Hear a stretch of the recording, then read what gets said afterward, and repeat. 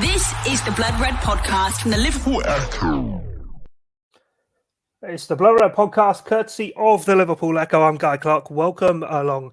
Salah stars as Reds turn Old Trafford into their own theatre of dreams, leaving Ole hanging onto the wheel at Manchester United. What does it say, though, for the Reds' title aspirations after back-to-back 5-0 wins? And what is there left to say about Mohamed Salah? Well, to revel in the Reds' ride at Old Trafford, we have three of our own stars: the chief, Ian Doyle, the face that runs the place, Joe Rimmer, and the O Squires. Gents, how are we all? I take it we're all happy, are we? Yeah, it's all right. Yeah. All right. Yeah, I'm not sure about the other two. They don't want to say anything. I was just letting you go first, Doyle. Age before beauty. That's it. Yeah, well, I'm in good.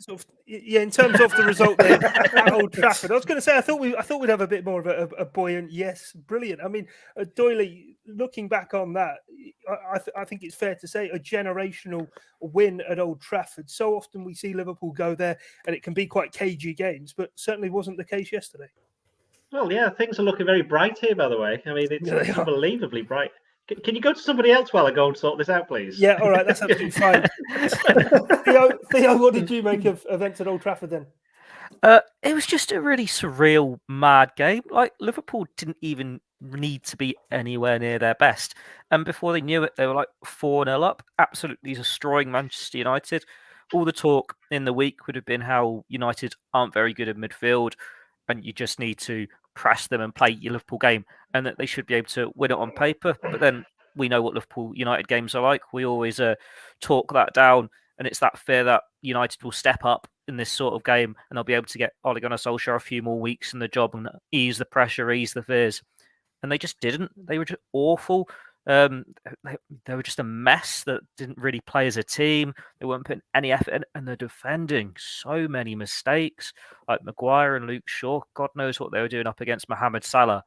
But you can't take anything away from Liverpool because, as Jurgen Klopp says, the difference is Liverpool actually took all their chances. They ended up being goals, but there were still some good finishes. There were still some good moves involved for creating the goals. Granted, United made it very easy for them, but you have to take those chances. And that's perhaps what we didn't see from Liverpool at times last year when the injuries were piling up. But when Liverpool are in the form they're in, 22 unbeaten now? They're going to punish teams. I think Paul Scholes said in midweek, if United play like they did in the first half in the Champions League against Liverpool, see what happens, they'll get punished. And it was there for all to see. Liverpool absolutely steamrolled them. And it's one where if Naby Keita doesn't get injured, they probably win by more. That killed the pace of the game a little bit. Liverpool were just happy there. Right, let's get through this without any more injuries. The game's won. We don't need to really push for any more goals. But it's one where you're thinking about this historic victory for Liverpool, but we'll have seen them play so much better in other games and perhaps not got the convincing result. But yeah, it's a real statement out to the rest of the Premier League. After the results on Saturday for City and for Chelsea, it was a must-win for Liverpool. You can say United are out the title race now, but Liverpool couldn't miss out. They couldn't drop behind those two when it's so close at the top, even in these early months of the season. And it was a huge statement out to them to say, yeah, this is a 3-man title race. United miles behind it, and they're not going to be anywhere near it come the top of the table come the end of the season based on that evidence yesterday. Yeah, Doyle, is it impossible not to get too carried away with the manner of that win, 5-0 at Old Trafford? The heaviest win for Liverpool, or biggest win, heaviest defeat inflicted on Manchester United at Old Trafford by Liverpool in the Premier League era. And I mean, it's now, 9 goals in 2 league visits to Old Trafford? Yeah, they scored 11 this year, hasn't it? I saw some stats, was it, about at Old Trafford this year, calendar year, in English competition. Bruno Fernandes has scored the most goals with 10, and then Salah's next with 6. So he obviously doesn't even play for United, so that does kind of underline how well he's done. Yeah, I mean, apologies, obviously missed a little bit of what Theo said, but I would imagine that he basically said Liverpool didn't even have to play particularly brilliant to win that game. But that's not to kind of, I mean, Liverpool won 5-0 at Manchester United. I mean, how many people would have said that? I mean, sure, someone will bring it up, so I'll bring it up myself. I said United would win 2-1 when we did the predictions on Friday. But then that's probably come from years and years and years of being conditioned in the whole Liverpool aren't particularly great at Old Trafford when there's fans there. But, Bruno Fernandes has that chance early on. If that goes in, it'd be 5-1 rather than 5-0, because I don't think it would have made any difference whatsoever to the game itself, because I think United were just there for the taking. As Paul Scholes said it, didn't he, on Wednesday after the Atalanta game? I think Liverpool did exactly what they had to do. And I did catch them when they were saying then after, once they got injured, they just went, right, we don't want any more injuries and just stopped playing, which is, funnily enough, Klopp said something about Atalanta. He said, Atalanta did well. Says up until the point where they actually stopped playing in the second half, they stopped playing football. Well, Liverpool stopped doing that, but the difference was they were 5-0 up rather than 2-0. So, and then obviously United were down to 10, and then there was never going to be any doubt about the game. I don't think we can not go overboard with it, because it's such an insane result, to be honest. I mean, one thing that's been lost a little bit is that Salah was the first visiting player ever to score a hat-trick in the Premier League at Old Trafford. The last person to do it in the league was a bloke called Dennis Bailey, who played for QPR. I can tell exactly when that was. That was New Year's Day, 1992. Well, the QPR, I think they won 4-1. I wasn't even born. There you go. So it was on. It was on television, so it was a big deal at the time. But yeah, I mean, thank you, Theo, by the way. Joe was born, though, weren't you? Yeah. I think Joe's giggling at Peter, obviously host of our Allez La Rouge podcast, who's got in touch. We are recording live on Facebook or streaming live on Facebook and YouTube whilst we recorded. Peter's just asking any tips for hangovers. Joe, I think that was kind of, for me, certainly. Just keep drinking. I was going to say the abiding memory of the afternoon was from 60 minutes onwards, just the chorus of Ollie's at the wheel from the Liverpool fans. The away end was absolutely bouncing. He's on some, well, he might not be at the wheel for very, very much longer. I don't know whether you've just seen it. The MEN have just broken a story then saying they are considering sacking him. And yeah, I mean, he's hanging by a thread, isn't he, after yesterday? Because it was so embarrassing. It reminded me, and it was much, much worse for United than this, but the 6-1 at Stoke for Liverpool, just a moment when you sort of knew it was all over for a manager. And just looking at Solskjaer yesterday, he just looked like he was completely shot after the game. Totally, he didn't know what had hit him, had he? And it's funny because I'm with Doyle again. I before the game, last week I was talking about it in the office on Friday, and a couple of the Everton fans in our office accused me of crying it in a little bit when I said that I thought it would be a difficult game, and I was thinking it might be a draw. But yeah, just Old Trafford is always difficult for Liverpool to go, especially when there's fans there, and that's why we shouldn't. I don't care what you say about United, and that United aren't obviously in good shape at the moment, have struggled defensively this season, but even so, Liverpool have always found it tough going to Old Trafford, especially Klopp's teams. He won there last year behind closed doors, but that was the first time he'd done it, and he's other than that, he's always struggled in front of fans. So I just didn't see that coming, and when Liverpool went a goal up, I still thought, United had chances. They had a couple of shots that went wide. But then when they went 2 up, I mean, you just sort of saw the writing on the wall for United.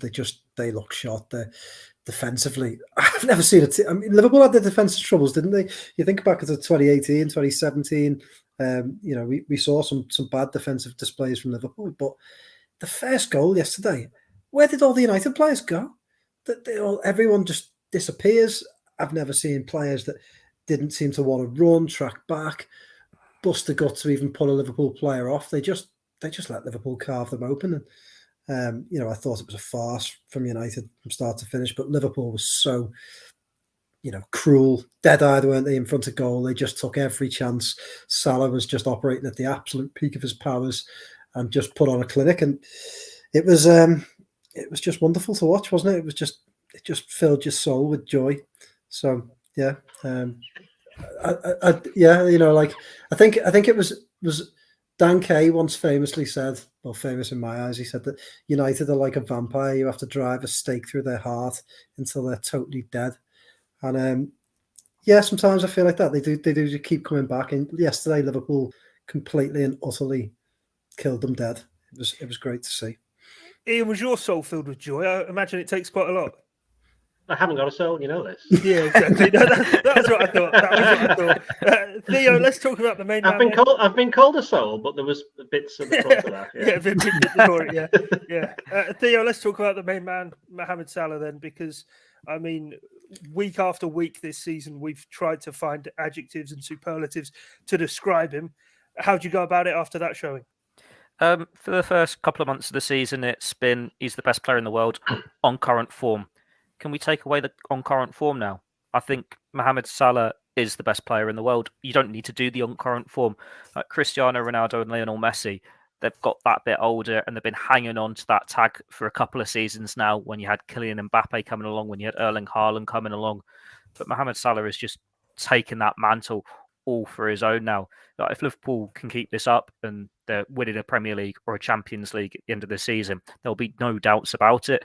And granted, you've got Mbappe who's a bit younger and he's going to get better as he gets older. But Salah's now got centre stage, hasn't he? He's the best player in the world and he's at the peak form. Like, to go and do that, the only thing that is stopping him scoring in every game this season is that VAR call against Burnley, which was so tight. And it's now not a case of, is he going to score in every game? It's how many is he going to score in every game? This is the standard we've been seeing from Messi and Ronaldo for so long. And it's quite fitting that it was in a game when you're up against Ronaldo, who didn't really do much, did he? Like, he had the disallowed goal where he's marginally offside and it was a good finish from him. But apart from that, all he really seemed to do was kick Curtis Jones and have a whinge, throw his arms up in the air. He didn't really impact the game, and it seems like he's a hindrance for Manchester United. Like, they'd be so much more dangerous without him there. When you had Marcus Rashford, Mason Greenwood, or Jadon Sancho, those the pacey players, all on the counter attack, and now Martial, they can all combine with Ronaldo there that just got to try and operate around him, and it doesn't really seem to work. Like Virgil van Dijk had quite an easy afternoon. Ibrahima Konate, who had an absolute nightmare against United last year, by the way, for Leipzig, like lost 5-0 at Old Trafford. And granted, he won the other game back in Germany, but he scored an own goal in it. Certainly put those demons to bed, didn't he? It's just, it works for so well for Liverpool with Mohamed Salah as this star man stepping out of that shadow of Cristiano Ronaldo. Outsiders will say that he's not been rated as highly as he should be. Well, he is now. Like that first season with Liverpool where he scored 40-odd goals, you think, oh, it's just his first season. Defences haven't really got used to him yet. And then he's just been consistent ever since. He's better than those standards now. And let's not forget that we're talking about Liverpool managing to do this to Manchester United and a poor Manchester United. But this was a Liverpool team that lost James Milner to injury. They lost Naby Keita to injury. They lost Fabinho to injury before it even kicked off. They were without Thiago, without Harvey Elliott. Joel Matip was on the bench. Sadio Mane was on the bench. And they still made it look so easy. When you've got Mohamed Salah in this form, no one can stop you. And you don't need to come up with all these superlatives for him because he is just the best player in the world. All you can do is sit back and enjoy, as we've been doing for Messi and Ronaldo for years. But now it's Mohamed Salah's turn and enjoy the ride. Yeah, 15 goals in 12 appearances, Doyle. It begs the question, what are the heights that Mohamed Salah can reach, do you think? He could win the Premier League, the Champions League and the Club World Cup, but he's already done that. So it's a matter of him doing it again. He's not going to win the World Cup with Egypt, is he? Let's be perfectly honest. But if you talk about, and he's already been, what was it, the PFA Player of the Year? Was he Footballer of the Year as well? I was like, yeah, I think he got both of those, didn't he? So from an individual point of view, there's only really the Ballon d'Or. But I think I've said in the past, I don't think he'll ever win it at Liverpool, not because of any reason for himself. It's just that's just the way things are when it comes to politics and picking these kind of awards winners. So there's that. But in terms of his goals, just carry on doing as he's doing. Just ridiculous. What, he got three on Saturday, he got 2 in midweek, and he got 2 the game before that. He got 1 against Watford, didn't he? Oh, was it 1 against Watford? Yeah, that's right. It was 1 against Watford, yeah. 1 against Watford, which was a goal of the season contender, having scored 1 previous game against Man City, which was also a goal of the season contender. And I know Theo really does go on about that VAR decision against Burnley, which just amuses me a little bit because he was offside. So, but he's right. So he could have scored in every single game. It's ridiculous. I mean, was he the high scoring African in Premier League history? Took over from Didier Drogba, and I saw the stats and all the others have got like 200 odd games or whatever have you. What's Salah had about 150, 160? 160, isn't it? Yeah, it's hardly any. I mean, his scoring rate is just ridiculous. He's doing now what Messi was doing a couple of years ago. He's at that kind of level, and we're the point where anybody tuning in who doesn't support Liverpool probably tunes into a Liverpool game to see Mohamed Salah do something like you do with Messi or back in the day Ronaldo as well. I mean, you still expect Ronaldo to do something, but as Theo said, it's normally have a bit of a whinge or kick an opponent or kick an opponent when they're down, yeah.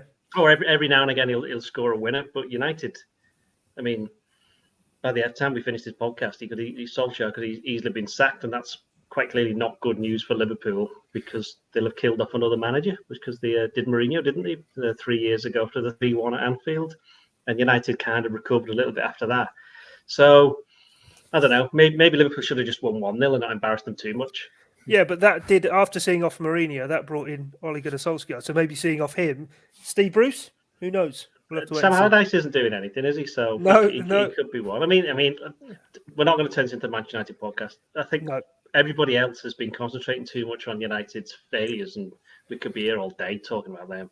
Instead, we should talk about Liverpool. As I said at the big start of the podcast, they won 5-0 away at Manchester United. This will be for not your generation, Joe and Theo, because you're a bit too old now for that. But for people who are younger, this will be the version of when I was growing up and Liverpool winning 5-0 at Everton that people talked about for years and they still sing about. This will be one of those games that they'll every time they play Man United for years and years and years and years now, they'll just reference this game because it's that kind of seismic event.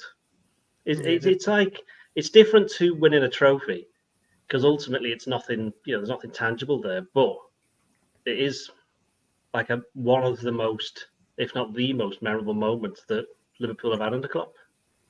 Yeah, definitely. Joe, moving back to Mohamed Salah, 10 games in a row now in which he scored. As we said, he's got 15 in 12 for the season overall. And this game, not just a hat-trick away at Old Trafford, but coming off the backdrop of him saying he wants to stay at Liverpool for the remainder of his career now. Surely, simply, FSG have to do whatever it takes to keep him, no? Yeah, you would think so. I mean, look, possibly it's not as straightforward as just do whatever it takes. We don't know. There's all sorts of rumours about what he's asking for, 400 grand.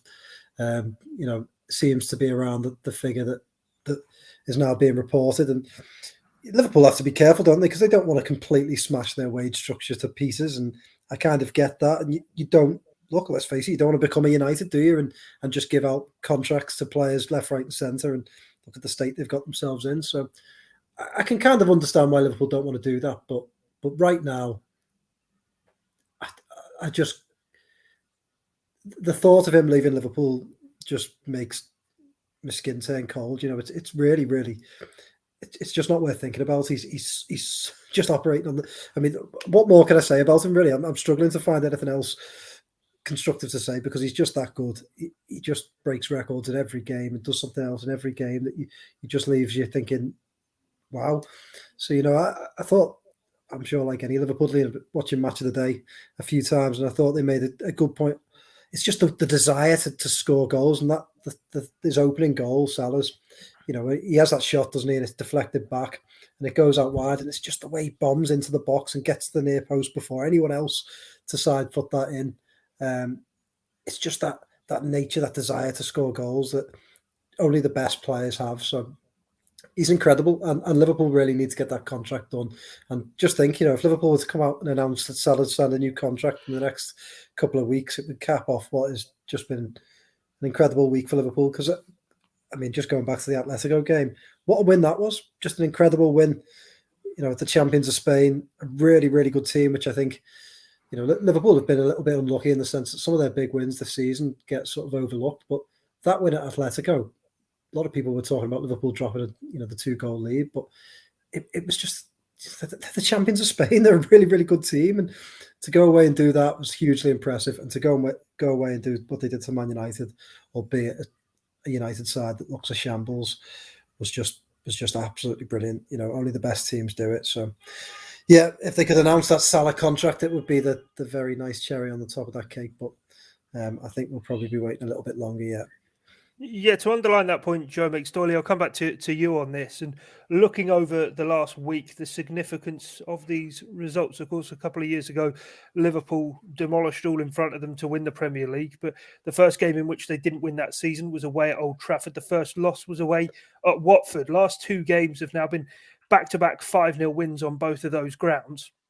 And a 3-2 win away in Atletico Madrid, which of course was where the Champions League run began to come away from Liverpool, obviously losing the first leg of the last 16. I get it's a different time of the season, But equally, is there significance to be read into that? That actually, whilst everybody was talking through the course of the summer, it's time to refresh the squad and go again in the transfer market. Actually, Liverpool are proving that whilst 2 years ago was an exceptional feat, they're still ready to be at that level. I think what you're saying is, obviously, when a team wins things, they do, no matter what they say, the whole level does go a little bit, because there's always that, oh, we've finally done it. We've finally done it. It's for Liverpool's case, it was obviously winning the Premier League title, and after having come so close the year before.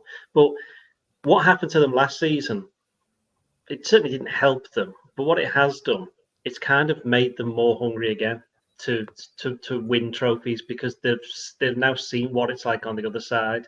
They've seen what it's like to, they were always having, they've always had seasons of progress under Klopp, and last year was the first season you could argue they went backwards, although there's obviously many reasons for it. But it was okay. Yeah, they got to the Champions League quarterfinals and they finished third, which, as we said at the time, finishing third in those circumstances was probably an even greater achievement than reaching the Champions League final in 2018, because of all the injuries that they had and all the problems that they had, and the no fans. But now that all of those not excuses but reasons have gone, they're now able to crack on. They've got Virgil van Dijk back. Mohamed Salah got 31 goals last season. He's already halfway there. Well, he played about 12 games. So, Sadio Mane, I know he didn't play on Sunday, but he's back to better form. Roberto Firmino, we've got to mention him. Jurgen Klopp was asked about him after the game, and he said that he was superb. And while he didn't get his goal, it was only when you watched the highlights, afterwards, certainly for those of us who were there, that you actually were able to appreciate exactly what he'd done. And United didn't get anywhere near him. But he's somebody who's kind of benefiting from being in and out of the team and being able to be rotated. Jota comes in, scores a goal again, scored at Old Trafford last season as well. So you put all of these things together, and Liverpool do have that hunger. Yeah, the results against Atletico, Watford, and Man United are at different stages of the season, but they are. As Joe said, I agree with the Atletico Madrid victory. I don't think more was being made of United beating Atalanta than Liverpool winning Atletico, which was a bit weird. Okay, United's comeback was very good, but they were again, they were playing against an Atalanta team in Liverpool. I mean, in the commentary, I think I said it last week. In the commentary, they said like, "Oh, this is an Atalanta team that doesn't leak many goals." Well, Liverpool won 5-0 there last year, and that's when they had more players available. Certainly, Atalanta did. So, I don't know. I mean, yeah, I think Liverpool, they had their taste, as I say, last season of a slight regression, and they've seen the start of this season. They've gone, we don't want that to happen again. It'll be interesting to see what happens when they do actually hit a bit of a stumble, because they're not going to go the whole season unbeaten. They've gone 22 games unbeaten now. I think they're only 3 games off the club record for getting consecutive games unbeaten in all competitions. So that shows you how well they're doing. But it also shows you that law of averages, they're going to get beat soon. So could be against Preston on Wednesday. Could be, I don't know, West Ham. That could even be at home to Atletico Madrid. So there's one coming. It's how they react to that. But everything that we've seen so far suggests that they'll just go, well, we know even when we've not had particularly good games, we've been in it and we've had a chance of winning. And I suspect that'll be the case again. And they'll just carry on like that. Yeah, bizarre. It's taken back-to-back 5-0 wins for, I suppose, the outsiders to sit up and realise Liverpool are genuine contenders. But anyway, Theo, I want to talk about a few more of the individuals. Doyle brought up Roberto Firmino there. We'll get on to a certain Naby Keita. Joe Rimmer can have his say on him having maybe not always been too complimentary about the Liverpool number at times. Hang on. Are you worried? Are you still worried? I am actually worried now. I'm worried he's going to be okay after injured, that bloody tackle. I do. I mean, just to hijack that, because you talked about, I do feel sorry for him, because I thought that was sort of Naby Keita in a nutshell, wasn't it? His best performance. He got 10 in the player ratings. ratings. A long while. Yeah, I thought he was fantastic. Who does those? Who does those? Honestly, yeah. Scored a really great goal. Was involved in pretty much everything good Liverpool did, and then Pogba puts in a bloody tackle on him like that, and we just have to hope that he's okay. But look, I've always wanted Keita to do well. I just found him, like most Liverpool fans, frustrating. He seems to do. Let's go as a good example.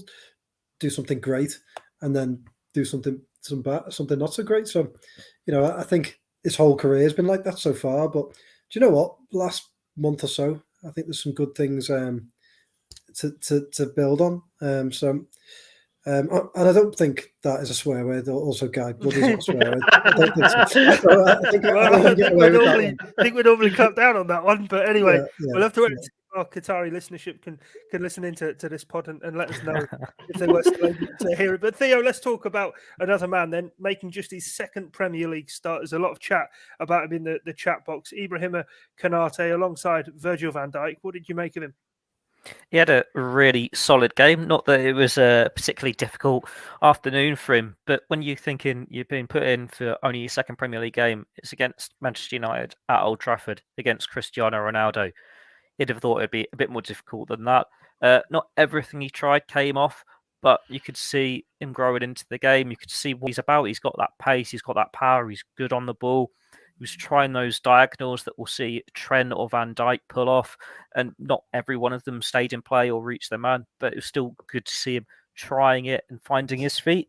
What grabbed me most, though, was the little involvement in the scrap when Ronaldo kicked Curtis Jones. I think he had Fred and Bruno Fernandes both starting on him, pushing him about. He just flung them off with ease. And he was so much bigger than both as well. He's not this player that's been signed to be first choice for Liverpool now. He is a centre-back for the future. The fact that he can still go in the starting 11 and make that sort of impact in a game like this is a testament to his abilities. And he's going to be this long-term centre-back option. He's settling in. He's finding his feet well. And you just want to see more from him. He might get his chance. You'd imagine he will against Preston on Wednesday. And then it's just feeding him these games here and there, letting him learn off Virgil van Dijk, and then just get better and better. What more can you say for him? It wouldn't have gone any better for him. Maybe got a little bit lucky with how Ronaldo sidestepped him for the disallowed goal, but he's got a clean sheet at Old Trafford and he's helped Liverpool to a huge victory against their most bitter rivals. He'll be very happy with his work and he's certainly starting to impress. Not bad for a 36 million signing. He's only played a couple of games for him, is it? No, but it goes, Doyle, doesn't it, to show the level of faith Jurgen Klopp must have in him. And you sort of said before that actually maybe it's been swept kind of under the whole narrative of what's happened of Mohamed Salah getting that hat-trick at Old Trafford. But equally, Konate coming in for just a second Premier League start away at Old Trafford. I have to say it wasn't one that I was expecting. No, I mean, we kind of thought that maybe somebody might come in and change the back. The two centre backs, but I don't think anybody thought it was going to be Konate. I think Gomez would have been the obvious choice because he'd been coming on the last couple of games and doing all right. But Jurgen Klopp was asked about it before the game. He says, "Look, Ibu did some good things in training. We like what we saw, and we thought we'd try them out in a game. And whatever it was that he was doing clearly worked because." I know United weren't particularly brilliant going forward. They were better going forward than they were defensively, but that's not exactly hard, is it? Let's be honest. But did have one or two chances. But yeah, Konate, he very early on, didn't he? Knocked over Ronaldo. I think that kind of set the tone. He just was like, I'm not having any of this. And, he is a sizable frame. He has got a sizable frame. He wasn't having any of that nonsense, as Theo said, when there was a little bit of a rumpus just on half time, or just before half time, I should say, when Ronaldo went in on Curtis Jones. So he's obviously part of the team, as it were, because he was going off, sticking up for his teammates. But he's been there for just because he's not been playing doesn't mean he's not been training. He's been there for quite a few months now. So again, we're probably going to see a little bit like we've seen many a time. Fabinho, Andy Robertson, the two obvious examples. Tsimikas last season, a player who has come in, it's taken him a while to get used to it. And then over when they start getting the very busy games over November, December, when the international breaks stop, that's when we're going to see even more of him. But that's that doesn't mean Joel Matip's not going to be back in the team when a big game comes up, or Joe Gomez isn't going to get his chance. I mean, great. What was it? About 5 months ago, there was absolutely no centre backs. So now I haven't even mentioned Nat Phillips either. He was the hero of the last 10 games of last season. So that shows you that Liverpool's. That strength in depth at centre-backs, you only needed one, and then suddenly everybody else is fit, and this is what happens when you've got everybody fit and firing.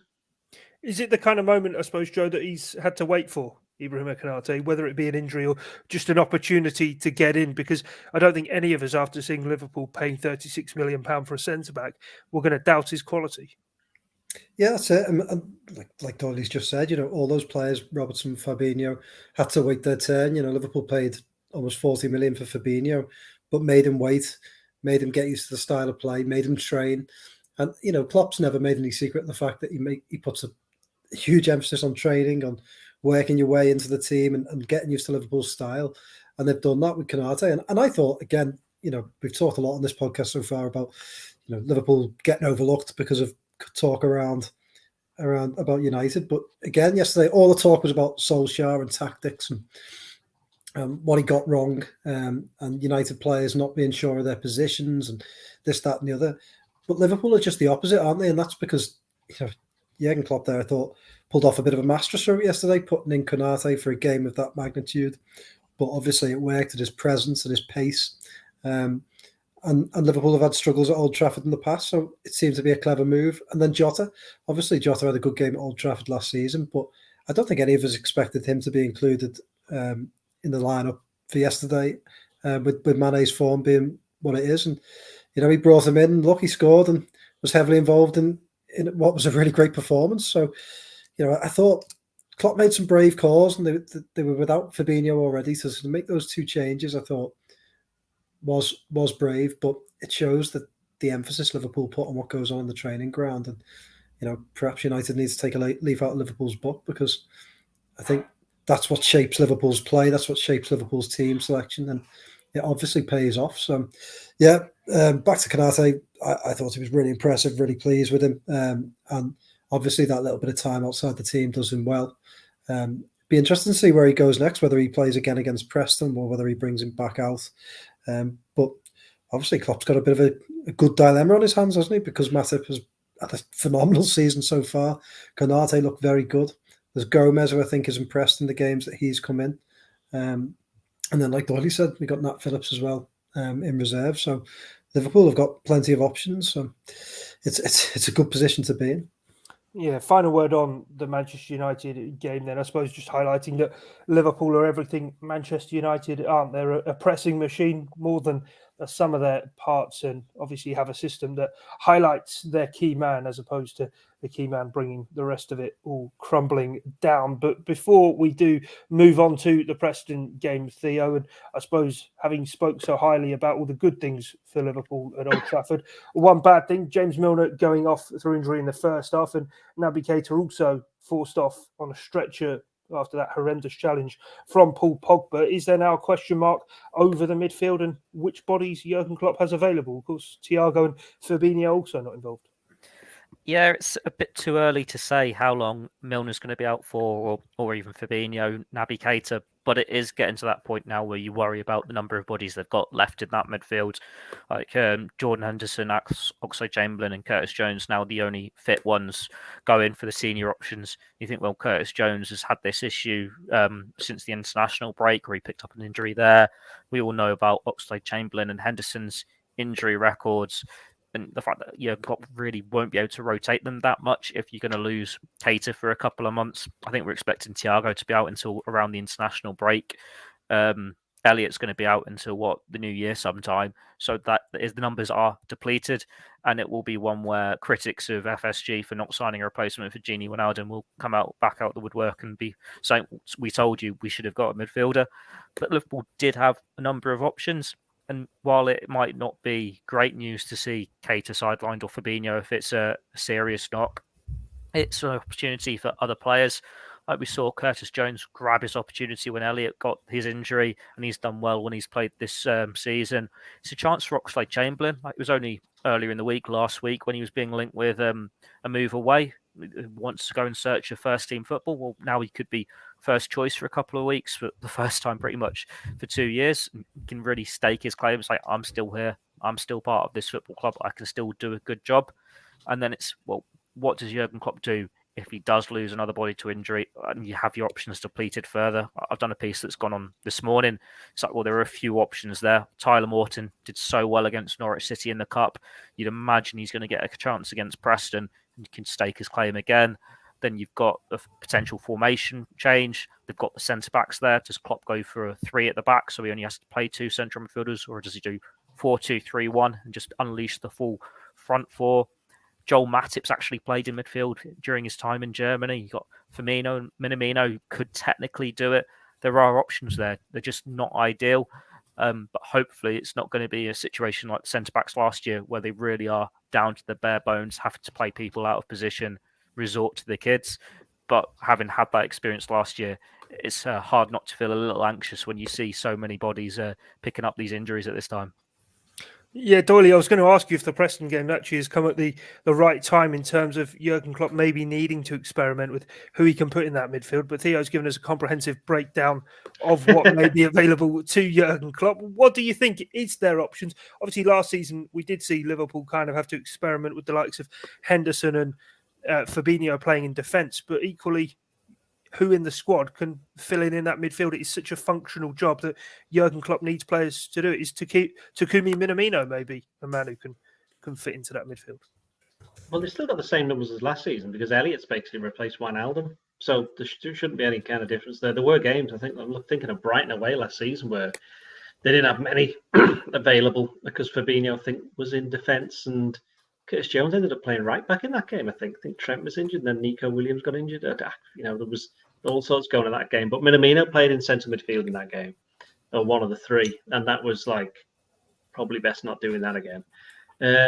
Because he'd done okay there against, I think it was Lincoln. Or that may have been Shaqiri, actually.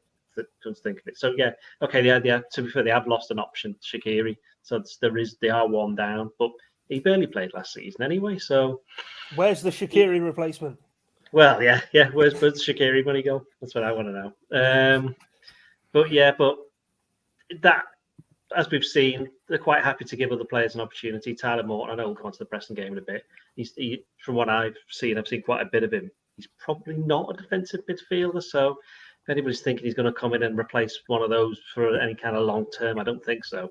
But he's just at the start of his journey, his football career. If he gets minutes at Preston, he'll be delighted, and it'll be great to see him because he's someone that the people at the academy have a lot of faith in and decent hopes for to make a career out of him. But it's not great. Although we can't go guessing how long Keita and Milner are out for.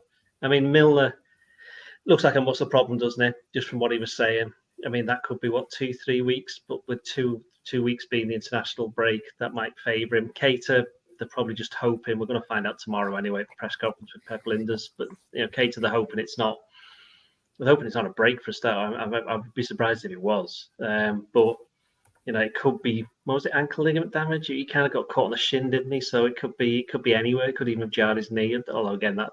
I'm not a doctor, so I don't know for sure. We're just guessing there.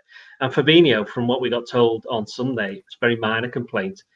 I would imagine he would be back for the game at the weekend against Brighton. But they said that about Thiago, didn't they? Said it about many players. Just going back to United, obviously Solskjaer said, what was it? Fernandes, Rashford, and Fred, they could be out. But anybody who's watched United and listened to their press conferences over the years knows quite well that's a complete load of nonsense.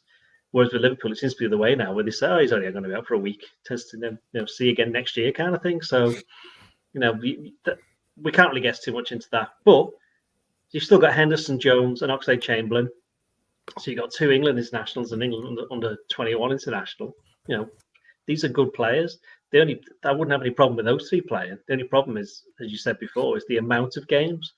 You'd need some people to come back, or as Theo's written in his piece, rotate people quite sure. Put Matip in centre mid. It's been a long time since defensive mid. It's been a long time since he played there. But needs must.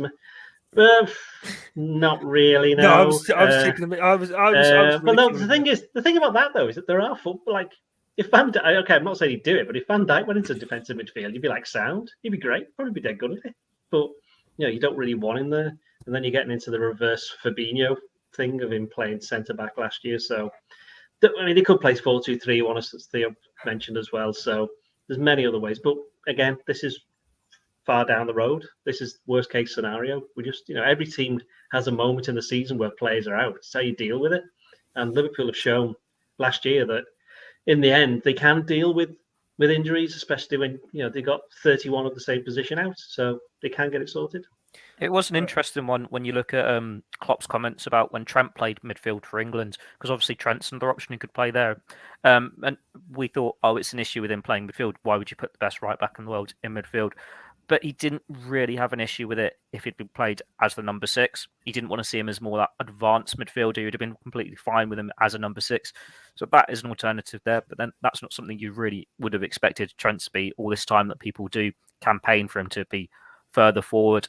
But then that is an alternative there more than a Joel Matip. That was just me throwing out a name, knowing he's got that history there over in Germany. But maybe we will see that experiment at some point. When you've got Nico Williams in reserve there, like the fact that Liverpool have got these players that we've rarely seen and we just know they're there in the squad, and we hear the coaching staff talk so well about them, they don't get the opportunities. Well, for them to be spoken about so highly, show they've obviously got talent. They wouldn't be at Liverpool in pressing and training if they didn't. And it's when the injuries happen that they get the opportunities to stake that claim. So it's not ideal when you lose players to injury, but when Liverpool have got that depth there, it's a chance for someone else to step up and say, actually, I'm a pretty good player myself. Yeah, hot take. Trent would probably be twice as good as any other number 6. Little nod to his squad number there. But anyway, Joe, would it not be 11 times better anyway? Well, yeah, it would be, yeah. But I just meant he's double as good, isn't he? Because he's got 2 6s on his back. But anyway, Joe, we're 40 minutes into a podcast ahead of a League Cup game. I'm contractually obliged to ask you all about the League Cup. And, I mean, is it really a contract? Yeah, I think it is. Actually, it's one of the business small print in there, yeah. Only thing missing, isn't it, on Jurgen Klopp's CV at Liverpool, a domestic trophy? Not just any domestic trophy guy, but the greatest cup competition in world football. So, I mean, look, we all know I love the Carabao Cup in its many aliases, and yeah, I mean, this is a big one. Preston, Deepdale's just 5 minutes from where I cut my teeth in university. I think we're all 4 of us University Central Lancashire lads, aren't we? So yeah, I'm not left. I'm still there. You're still there, yeah. Which millennium though? Yeah, well, well, there we go. But yeah, no, it was I really like these games. I just think it's a good chance. It's come at a good time for Liverpool. Obviously, we've just talked about the injuries, but it's a good chance, isn't it, to rotate the team a little bit, to give people like Minamino some minutes. And I was hugely impressed with the way Liverpool performed at Norwich. A trickier game, I think, than many realised. Again, a Premier League club away from home, and Liverpool made many changes, but kept their level. And people like Tyler Morton, I thought Tyler Morton was tremendous when he came on in that game. Looked big, powerful, used the ball well, and just looked a real part of what Liverpool were doing. So hopefully he gets a start tomorrow Wednesday with Liverpool's problems in midfield. But it's good for people like Nat Phillips. He should get some minutes. If Kelleher's fit, he wasn't on the bench yesterday, was he, Kelleher? No, he was not. Ill, wasn't he? Was he ill, was he? So if Kelleher's fit, I mean, again, I'm a huge fan of Kelleher. I think he's a really, really good young goalkeeper. So hopefully he can get some minutes. And just a really interesting game and a nice one that I think is winnable for Liverpool. Preston have got a lot of problems at the moment. Their manager is under a lot of pressure. I just think the League Cup's it's a bit of a gimme competition, isn't it? You can go out there and you can get to the final and win the thing, because a lot of people don't take it seriously. And Liverpool exists to win trophies, so why not just stick another one in the cabinet? And sometimes I just think these competitions are overlooked, and fans almost turn their nose up at them. And I think, I don't mean this as a dig, but I think anyone who's ever been to a cup final does not turn their nose up at more cup finals. So, Liverpool should be going out there to win these competitions, and they've got a good chance here. So hopefully they progress against Preston, and then it is the quarterfinals, isn't it? Or is it the semis? Quarterfinals. Yeah. So it's a big chance. So I hope Liverpool go out there and do the business. I've been to a cup final, have you, Joe? Yeah. Oh yeah. No, I didn't mean that as a dig. I'd like to have gone to more cup finals, and I've got a very checkered record at cup finals. But I do think there's an element of people in football nowadays who go like the FA Cup. I mean, I love the FA Cup, but the FA Cup and the Carabao Cup, they don't matter. Just forget about them. We want the Premier League and the Champions League, and trust me, we all want the Premier League and the Champions League. But I kind of do feel a little bit envious towards like the cities who just rack up those other cup competitions, because Liverpool did that in the 80s, didn't they? So why not? Just the great thing about Klopp's reign, there's been some really great moments, but I'd like a few more little domestic trophies in the bag, because this team deserves it. They're good enough, and they should be winning these competitions. So I'd like them to go out and win this one. Yeah, scroll back through wherever it is you get your audio on demand. Go find the My Liverpool podcast with Joe Rimmer talking about his love for the club, and you'll find out exactly why he loves the League Cup, exactly as he does. Anyway, right, guys, it's time to get into our team selections ahead of the trip to Deepdale to take on Preston North End in the Carabao Cup 4th round. I think I'm right in saying. Doyley, I'll start with you. You can actually, I normally pick the goalkeeper, but you can even start with the goalkeeper and then your back four. I can, but first of all, we do have a Preston expert here in yourself, Guy. So what for those people who don't know enough about Preston North End and how they're doing at the moment, what should Liverpool expect? Oh, they maybe a reaction and a backlash off the weekend. It was Preston against Blackpool, which is the big derby for those two. They'd not had a league derby for a long time. It was 2013 last time they had a derby, but last time in the league, I think it was 12, 13 years or so since then. So they lost that 2-0 at Bloomfield Road against Blackpool. Didn't go well. A lot of anger around Preston North End right now. So it'd be interesting to see what they come up with. But they've looked all right. Actually, saw their first 2 rounds in the Carabao Cup. Saw off Mansfield and Morecambe as well. So they've got a few dangerous players in there. But Liverpool, of course, with the Premier League quality, will probably have too much. I would have to say, but. Thanks, Doyley, for turning it on me. Nice to. I haven't finished yet. Whereabouts are they in the Championship? Lower mid-table is where they are at the moment, or some would say on the verges of the relegation zone. I don't know exactly whereabouts. I'm going to guess 18th. I'll get the table up and let you know exactly where they are in the league table. They are 19th. That's not great, is it? Yeah, that's not great, is it? No, how's Sepp doing? How is Sepp doing? The 3 wins from to play, though, might not be able to play.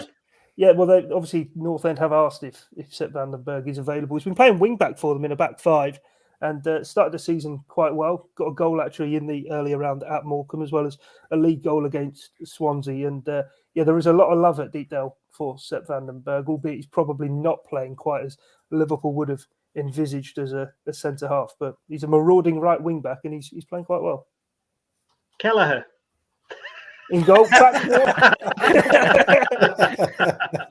Back 4. Back 4. Nico Williams, Ibu Konate, as we now have to call him, Joe Gomez, and Kostas Tsimikas, the Greek scouser who nicks Mohamed Salah's ball. Joe, are you agreeing with that, or are you going to change things up? The one change, only because, and to be honest, it's hard to argue with Doyley's centre-back pairing, but if Nat Phillips doesn't play in this game, when does he ever play? So, Port Vale in the Papa John's Port trophy. Vale, yeah, no. Well, he deserves more than that, doesn't he, Nat Phillips? So, it's hard, isn't it? Because on one hand, I'd like to keep Konate in, but then he feels like the natural one to come out and give Gomez some more minutes. So I'm going to keep Konate in. Sorry, Joe. From one Joe to another, you're dropping out. And I thought you said sorry to yourself then. Yeah. sorry, Joe. So I have to make this hard decision of picking a team that will never be played. But Phillips and Konate is my centre back pairing.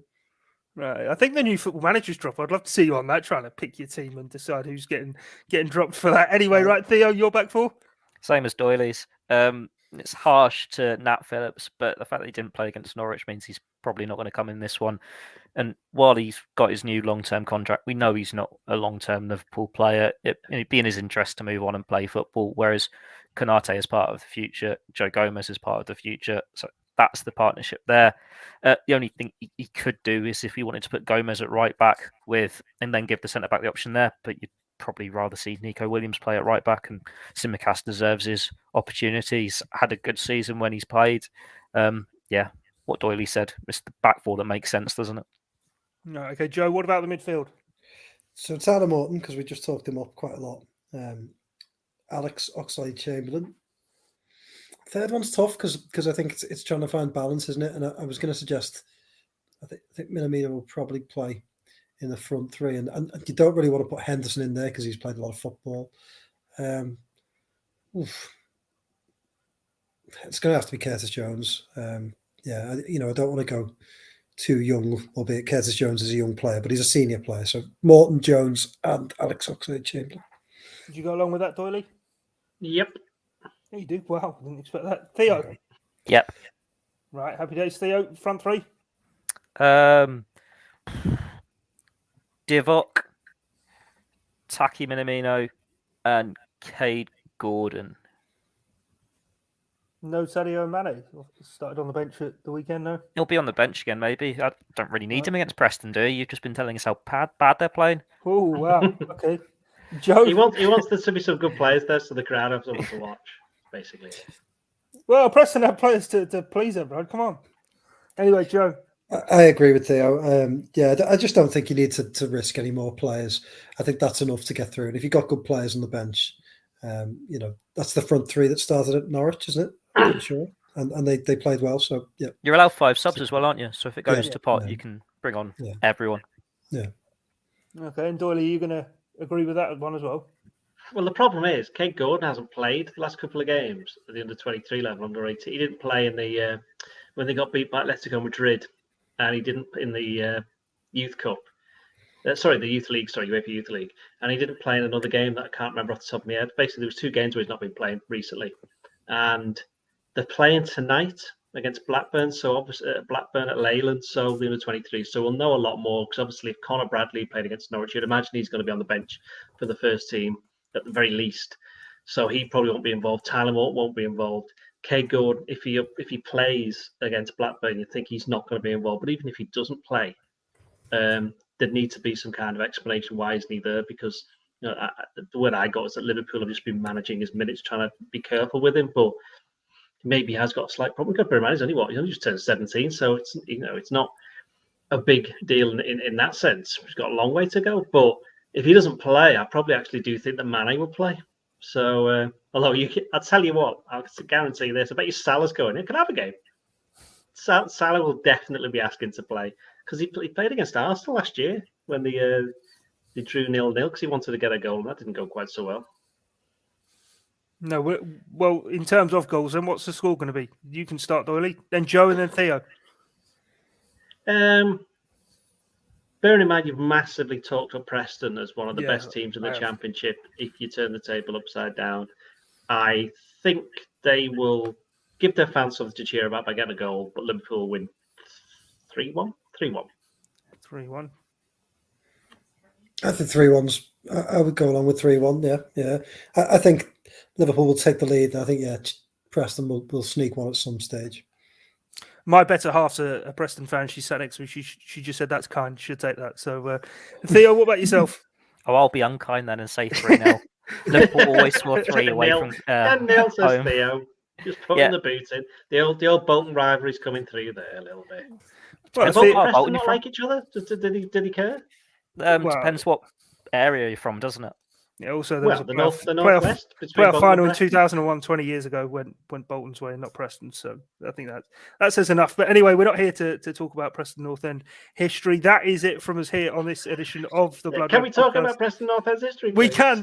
But once we've wrapped up here, Doyle, you can stay on and talk about it as long as you want. But a bumper edition following the 5-0 win at Old Trafford. Do make sure that you stick with us for Pep Lijnders' press conference ahead of the game. And of course, there will be plenty of reaction after the game as well. But from myself, Guy Clarke, Theo Squires, Ian Doyle, and Joe Rimmer, thanks for your time and company.